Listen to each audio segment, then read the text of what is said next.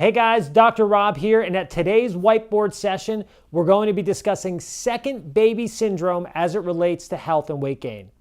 So many of you might be unfamiliar with this syndrome, and basically what second baby syndrome is, it's the symptoms and hormonal imbalances and problems in the body that arise most typically after the second baby.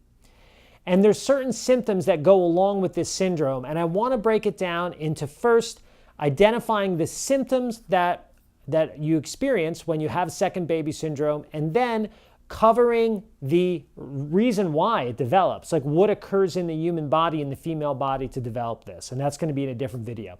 So let's start with the symptoms. So one of the first symptoms that we see in second baby syndrome is insomnia. And what I mean by insomnia is either problems falling asleep or a little bit more common where the woman might wake up in the middle of the night and then have more difficulty falling back to sleep. That's the first one. The second one is going to be weight gain, and the weight is distributed most commonly in the abdomen, hips, thighs, and buttocks. So it's in this lower half of the body. There's belly fat. There's sometimes extra weight along the hips, thighs, and buttocks. So the third one is going to be fatigue. And what I mean by fatigue is simply just not having the energy that you feel you should have throughout the day. And there will also be particular lulls, meaning even lessening of energy at very specific points during the day.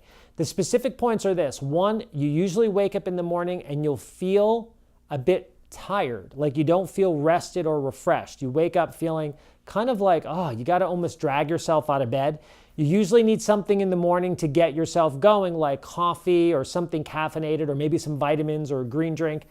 And then you make it through the morning, you get to lunch, you eat lunch, and then after lunch there's this kind of slump where it almost feels like you could take a nap. You'll make it through the rest of the day, of course not having the desired energy that you want, but you'll make it through the rest of the day. In the evening, sometimes there's a little perk in energy where you'll feel a little bit more energized, like later on in the evening, and then you'll go to sleep. So that's typically how the pattern works. The next symptom that you're going to see are mood swings. And what I mean here is you feel over anxious, like you're dealing with some anxiety. You feel like you're more worried about things, like you're constantly worried about something. You're constantly trying to figure something out. You're constantly concerned about something. You might feel depressed, kind of melancholy, kind of like sad and just kind of not with it. And you also may feel a bit irritable, kind of like your fuse is shorter, like things set you off more quickly. You seem like you're more quickly to snap at your spouse or maybe your family member or your kids, or just things that didn't used to bother you that much tend to bother you a bit more now. So you're a little bit more hot-headed than you used to be.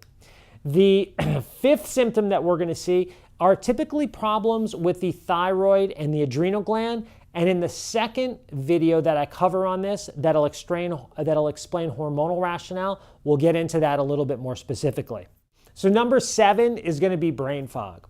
And what I mean here is your brain is foggy. It feels kind of like there's a cloud around you, like you're not thinking clearly or processing information as well. Your memory might be a little sluggish, where you walk into a room and you had the full intention to do something when you arrived in that room, but you have no idea what it was. You knew what it was before you got to the room, but when you got to the room, you're like, I made it to the kitchen, now what?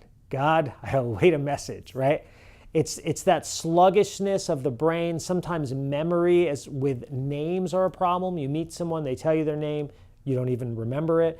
Or you have to make a lot of lists. You have a lot of post-it notes or a lot of lists, or you keep lists on your phone because you can't simply remember or keep up with the things you need to do throughout the day. Now, this doesn't mean you don't have a lot of things to do. Some people have a lot of things to do and they need to make a list. This means, you might have 5 or 6 things and you still have to make a list because you can't quite keep it all where you need to keep it. So the 8th thing is pain or inflammation. It's something starts aching you. Like your neck might have started aching you, or your hips or your back, and you might swear it's from an old accident or injury, but it's something that's kind of like flaring up. The next one are going to be gastrointestinal problems. So there's usually some type of GI problems. The most common symptoms are bloating, constipation, heartburn, or indigestion. Those are the most common GI symptoms you're going to get with second baby syndrome. And the last one here are going to be problems with the menstrual cycle. And this is typically going to be one of two issues. One, problems with the regularity of the cycle. Most commonly, you'll see the menstrual cycle shorter. Instead of every 28 days, it'll be more like every 26 or 24 or even 21. There could also be spotting in between during periods, or in some cases, the cycle will elongate and it'll be every 33 or 35 days. But more commonly, it's going to be shorter, so there's more frequent periods. So if you noticed after your second baby, or maybe it was after your third or even fourth, you started developing some of these symptoms. If you want some help, if you're struggling with this and you need some help, I'm going to put a link right down here to my free online weight loss and health evaluation. This is a tool that we use to help identify what's going on with a woman's body so we could have more of an understanding. And it is the first major step in understanding if a woman has second baby syndrome, and if she does, what the underlying causes may be. And I look forward to seeing you at my next whiteboard session where we're going to discuss second baby syndrome and why it happens, because that's important to know. See ya.